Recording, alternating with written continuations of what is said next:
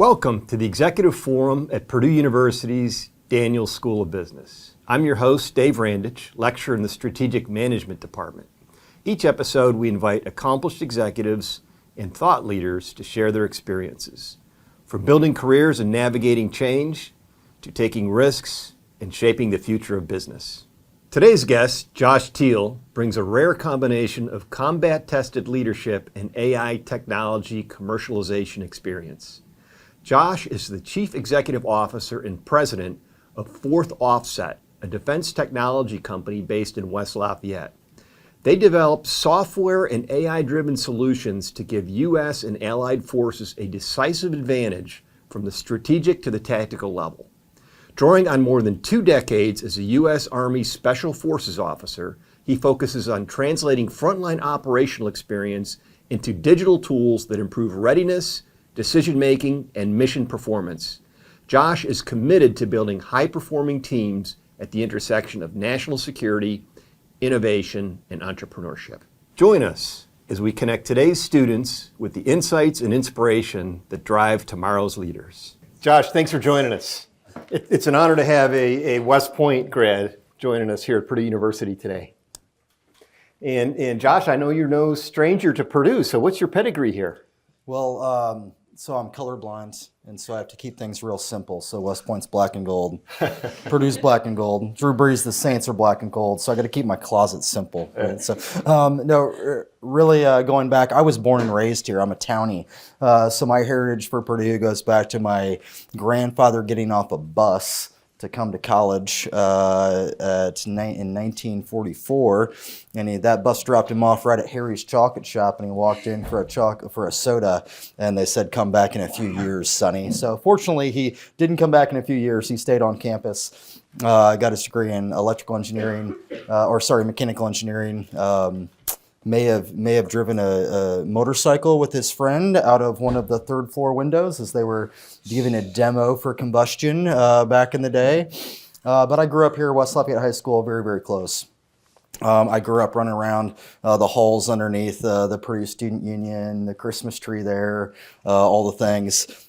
Very quickly, though, my favorite part about Purdue is just the people in the community. In 37 countries, 32 states, I came back because it's just that awesome of a place.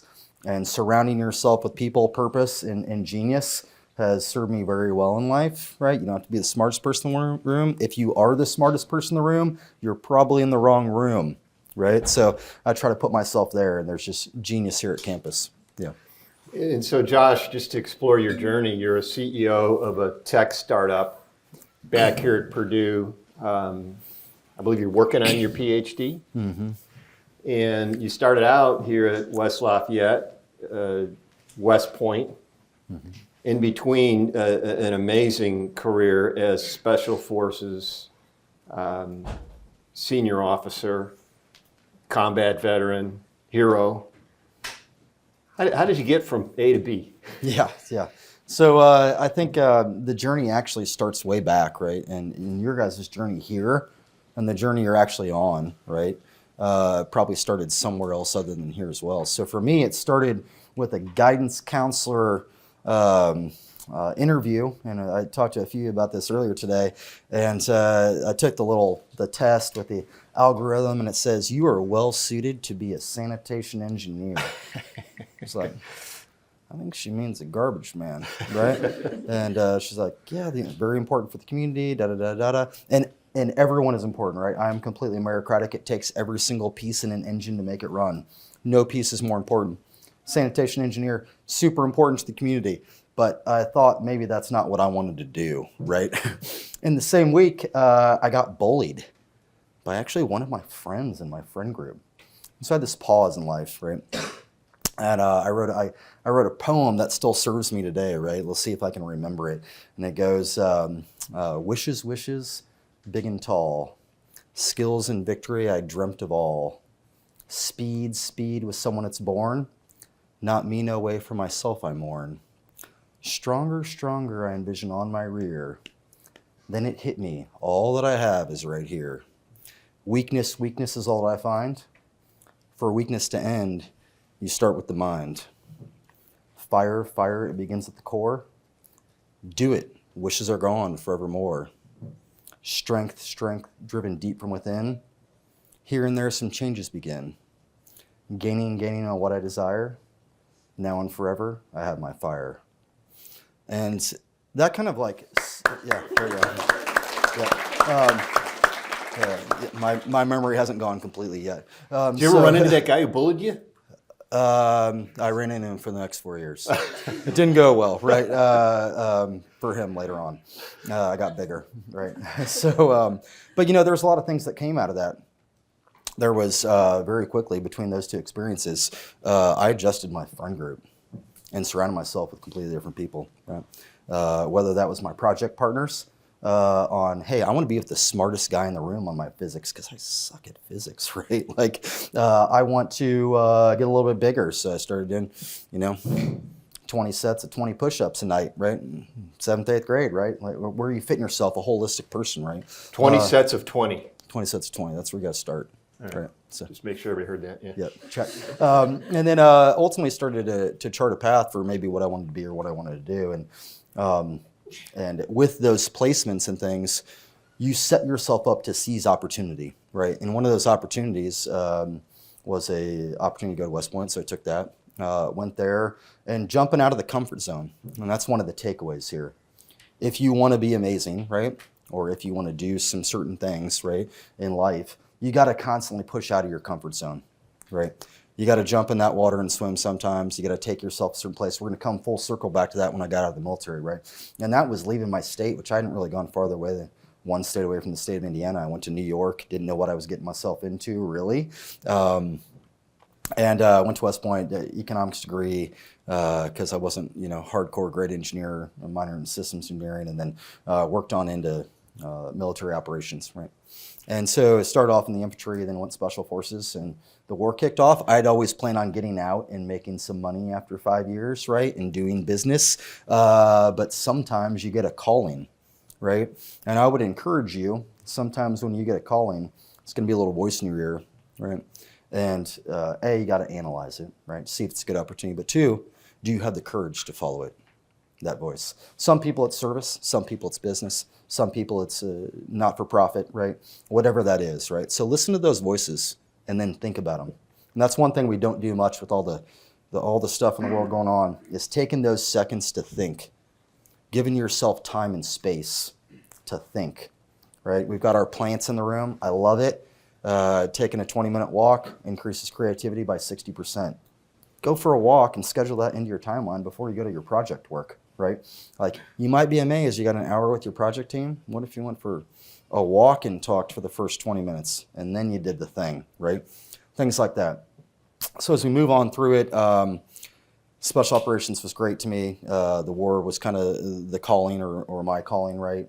And my motivation actually was not fully like the war. My motivation for that was that, wow, we're here anyway. Not sure I thought that this was a great decision, but my brother's 5 years younger than me. So my way to stay in and serve still was to stay Special Forces, train and advise and maneuver about 500 indigenous people on the battlefield. Well, that's 500 18-year-old boys and girls from America, like my brother behind me, 5 years younger, that maybe wouldn't have to be on the battlefield. So let's help them to do their thing, right? So there's lots of different ways to serve, right, and find some alignment. So we did that for a long time. In 2009, I found the second, revelation in life. And that was, I was at Naval Postgraduate School. Best deal in the Army's in the Navy. They always have better locations, fantastic housing, good food, right? So I'm in Monterey, and Monterey, great wine. With that piece, I found that I had a love affair with tech. And I did a little internship with Palantir and discovered a lot about tech. And I saw wow, I can see so much more to super empower my people.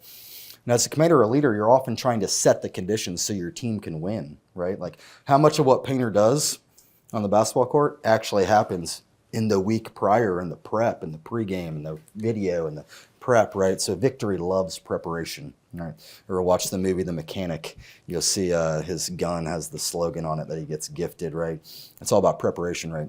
Preparing for contingency too, but preparation. And so I thought, right, if I'm an officer or a leader that's supposed to set the conditions so we can win, or we have the opportunity to win. Wow, tech really helps me do that, right? So I started to integrate and leverage that, and had custom software built for the deployments beforehand, right? And really started to think about layering in different ideas. But one of the layers was usually social, right? One of them was, I always, even if it's a tactical problem, I layer in some strategy with the game Wai Chi, or we call it Go. And I layer in something with tech too, if I can super empower or solve that problem with a piece of that, right?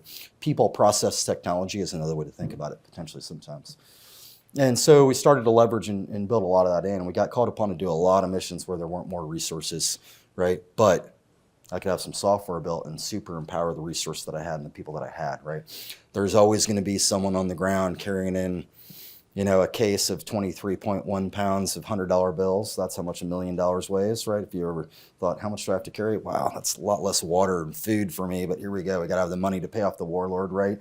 There's always someone on the ground doing it, but can I protect them? Can I get more mileage? Can I do 2 of those missions in a night if I have a optimized marketplace for my missions? We made software to do that, right? So moving on. Rebuilt some training methodologies to deal with peer competitors, and then ultimately got injured and got out after about 20 years. So they took a year to rebuild me at Duke Medical Center, right? I'd been rebuilt a bunch of times already. It was an expensive product that kept in play for a while, like knees and arms and legs and a bunch of other stuff right before we got to the back. But there's a piece in there that really important. At that time, when I got injured, I didn't know I was going to get injured. But there was this piece that I had started, which was lifelong learning. And instantly when I graduated from West Point, I was like, okay, if I can find 20 minutes a day to stay in shape, I can find 20 minutes a day to invest in my learning, my brain. I like the structure, so I was always taking a class at a time, right?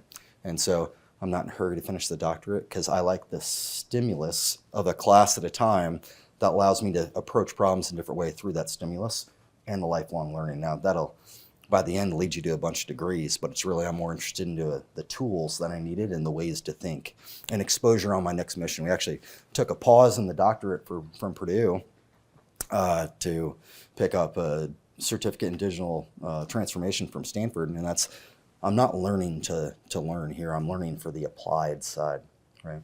And so I happen to have already been taking classes in Doctorate of Technology when I got injured, so I was postured to do something else very quickly and pivot, right? No plan survives first contact with the enemy. Same way with business, right? Your competition gets a vote, the customer gets a vote, the market economies of the world gets a vote sometimes, COVID gets a vote sometimes, right? So how you posture yourself and prepare yourself, again, victory loves preparation, right, at all times. So when I got out, the first year, our mental health week here fits perfectly. I wanted to do a give back year. And one of my high school classmates, West Lafayette High School, Princeton psychology guy, was starting up a proactive mental health. And my mom was an intensive care nurse, Purdue graduate. And nurses were just getting crushed under COVID. And he's like, I'm going after proactive mental health to help nurses, right? We were very quickly the car that caught the tire with 35,000 nurses to serve and from Ochsner Health. And notice that first job I took was not in defense. I could have taken 100 jobs right, in defense where they'd use my connections for 3 years to sell some stuff, right? No real growth for me, just using me and spitting me out. I was like, nope, I'm going to do something completely outside of that field. So we did that year in mental health, right? Really a give back year, kind of moving along as a .org almost now. And then from there, got hired into Heinz Consulting to stand up a generative AI center of excellence. Again, I would not have been able to have those conversations if I hadn't been picking off those classes here and there, right? Learning, pressing myself to learn in areas I didn't know. I can't code, I can't tech, I'm not an engineer really. But, I'll press myself to find that interlap. Can I talk to engineers? Well, I really like to talk to them. Really like them to solve the problems for super empowering people. And then ultimately came back to and decided I wasn't doing enough defense, and I'm back to purpose, which we started way back at the beginning. What's your purpose? You surround yourself with people in purpose. And ultimately I came full circle back into purpose, right, and back into defense. And part of that was tied to all my passions. My passion is defense, national security. My passion is Purdue, tying Purdue to the larger defense industrial base, right? And loving my home state and having enough time to do some of the things I wanted to do. So we did the startup, right? Josh, let's go back to Special Forces, Green Beret, senior officer. That's a very selective group, small group of people. Many try to get there, small group. You mentioned to me last night, I found it very interesting, the selection process and what the military selects for to get guys like you. Could you explain that a little bit to the students? And then maybe a little bit about how it applies outside of academia? Yeah. So we select for dynamic problem solvers.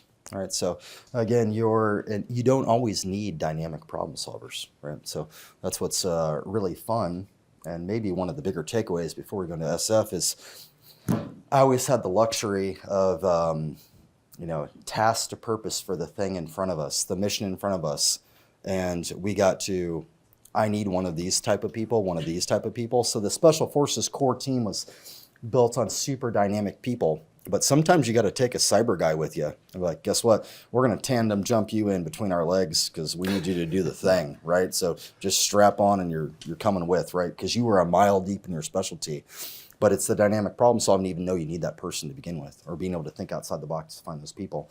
So for us, that's what we select for heavily, because ultimately the extreme mission for your special forces is to be dropped in behind enemy lines, find the partisan forces, overthrow government, find new government to work with the U.S., right, or that likes us, right, or that we have ideals with.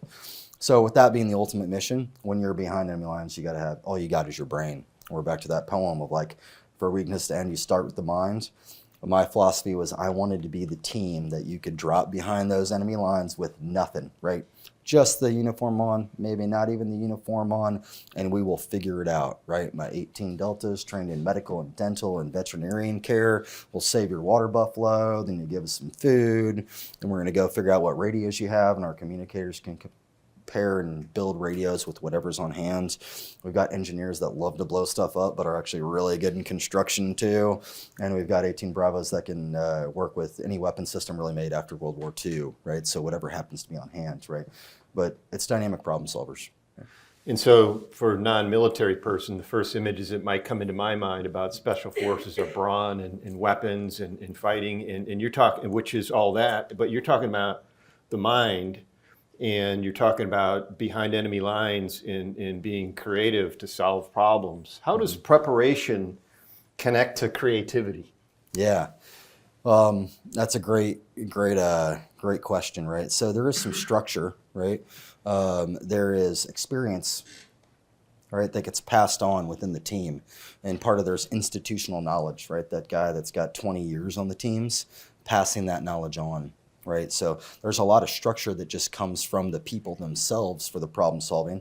Some of it from the system, but some of that structure comes from the 2-year training pipeline, right? So really long training pipeline to give you all those skills that goes into the head, right? Those guys are selected as dynamic problem solvers. Then you put them in the schoolhouse and they get 2 years of training in medical, veterinarian, and dental, right?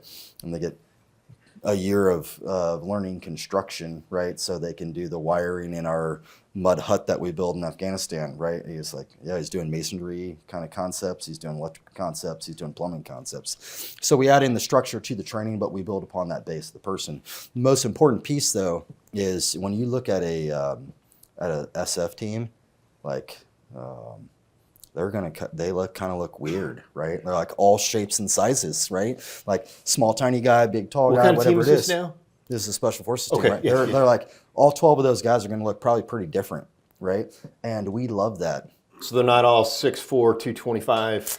No, I used to be, but the jumps compressed me, right? I got shorter. No, so it's really built on this bigger thing that all of you have. Let's pause for a second. If you are from the state of Indiana, raise your hand.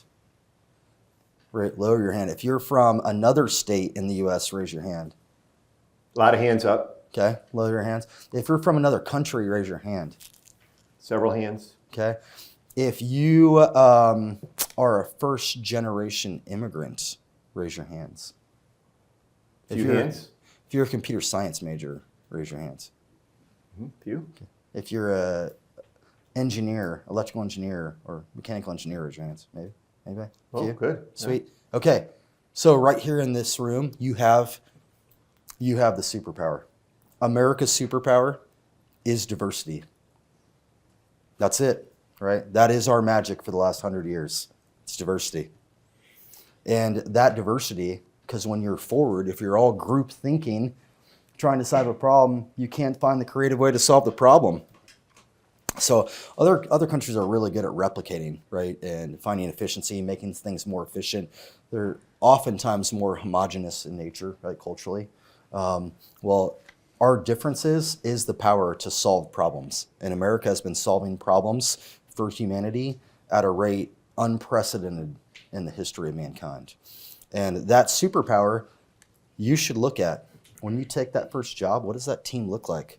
Hey, I'm building my startup. What does that look like? Do I have some experience in my team starting, maybe has done this before that I need to bring onto the startup, right? Do I have different disciplines, right?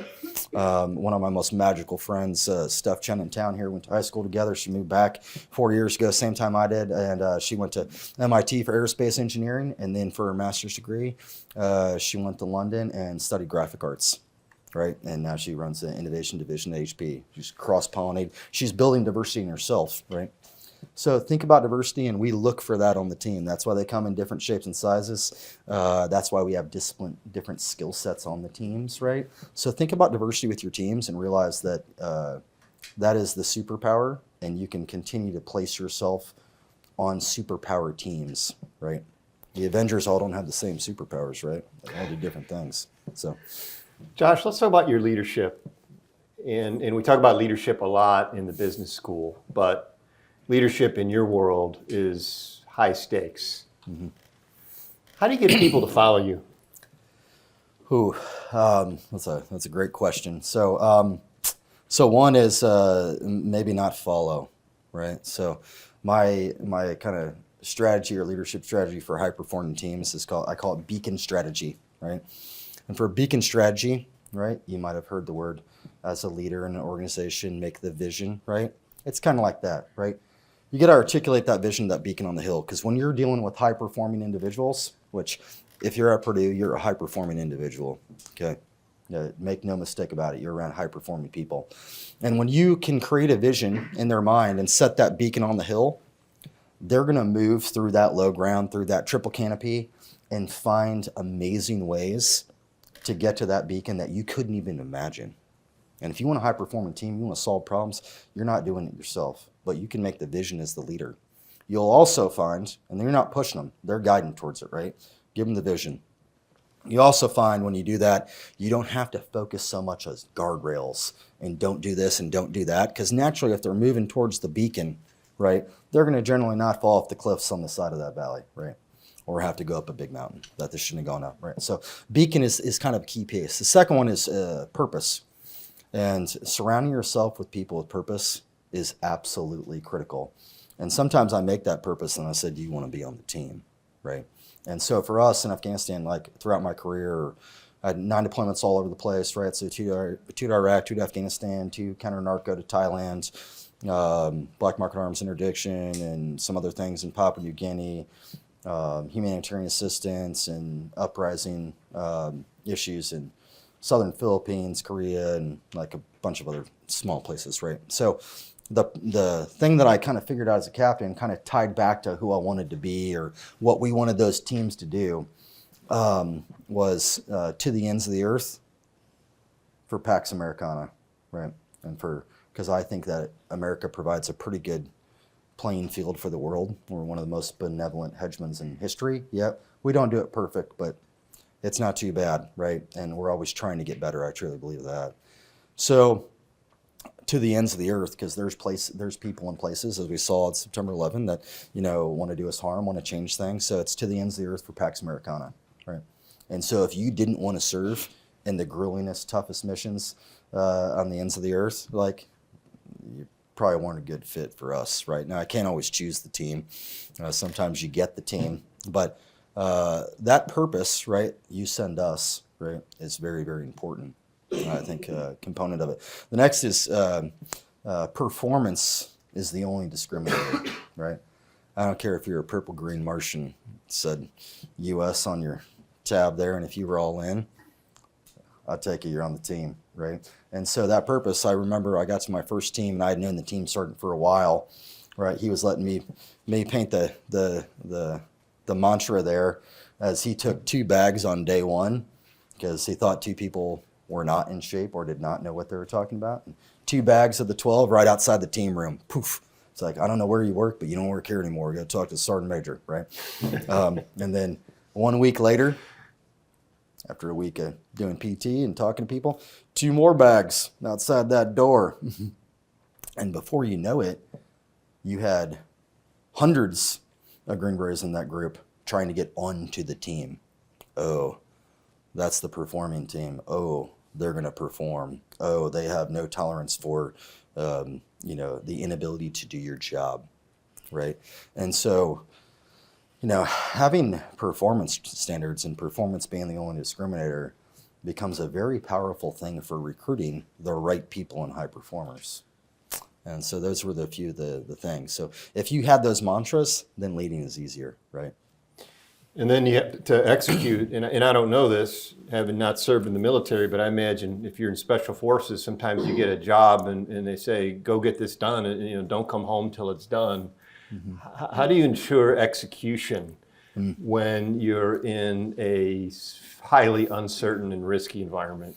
Well, you could, sometimes there's just a trust and a bond with the people you're on the journey with, right? And so when we got reassigned to go back into Afghanistan in 2018, we're Pacific operations unit primarily. Like, hey, guess what? You're getting redirected. Your task force is going over to Afghanistan in 2018. I'm like, sir, what are we doing? Sir, are we still there? Sir, we ramped down 4 years ago. Why are we going back? Sir, we know they're not staying, right? Are we really doing this, right? Are we taking the risk? What are we doing, right? So you get those questions, right? And those are the hardest ones for execution, right? Because you got to get them to go out there and execute and believe in the game, right? So this is your team asking you, sir, why are we doing this? Yeah, that's right. And that's a tough one, right? When there's policy and things above you can't control, right? And so the response back was, well, paint the vision. At that point, 25% of Afghanistan was controlled by ISIS. Our buddies in 5th Group knocked out the ISIS folks in Syria. And I'm like, so this is the last pocket, right? And there will always be pockets. But if not us, who? Are you guys the best, right? Are we going to take less casualties? You can do this? So there's a challenge piece, right? There's, hey, you know what the battle standard says, right? To the ends of the earth, Pax Americana, right? This is where we're going, this is where we're going, right? 2, I can't promise you anything, but pound for pound, I'm going to set the conditions, right? For you to impose cost on the enemy and to do the mission more efficiently. And to fulfill that, I had some custom software made, like a few different custom software suites, right?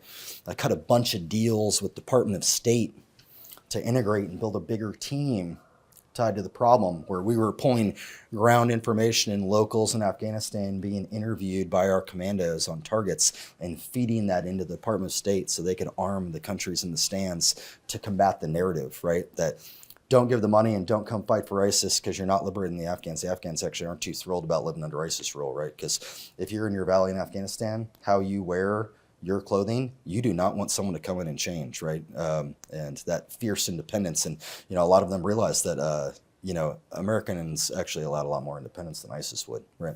You got to communicate that back out, right? So we built a larger coalition team. So me as a leader, my job was shaping that to set the conditions, right? And I promised them that we would set the conditions to a greater degree than ever before, right? Remarkable. Josh, on behalf of the Daniel School of Business, thank you so much. Thanks for tuning into the Executive Forum. To learn more about how the Daniel School of Business is helping students and organizations shape what's next, visit us at business.purdue.edu. Until next time, keep learning, leading, and building the future of business.